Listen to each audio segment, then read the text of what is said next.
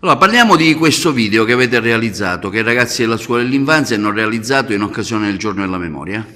Quest'anno abbiamo coinvolto anche i più piccoli, i bambini della scuola dell'infanzia, per sensibilizzarli al tema toccato dal giorno della memoria, perché crediamo che comunque educare i bambini al rispetto dei diritti umani non abbia un'età di inizio, quindi anche loro hanno contribuito a tutte le attività organizzate dall'Istituto Comprensivo Agrigento Centro in occasione della giornata della memoria.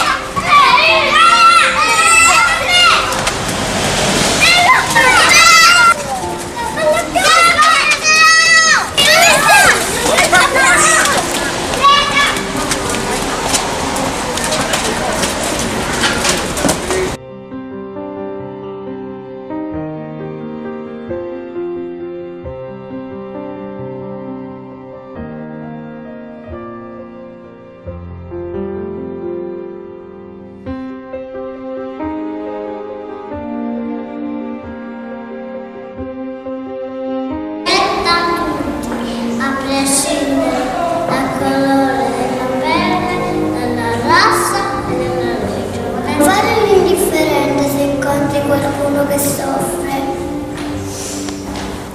Fai della diversità una ricchezza. Ricordati che gli uomini appartengono a un'unica razza, quella umana.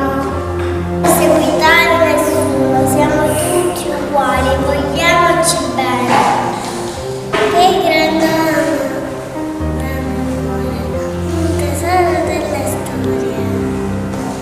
Serve a non dimenticare ciò che non si deve fare. Un programma più accadere che per voglia del potere. E per non una divisa tanta gente che è uccisa. Sofferenza, angoscia e botte, il dolore vuole ancora forte. Teniamo vivo questo ricordo che non sia un grido sordo, così che serva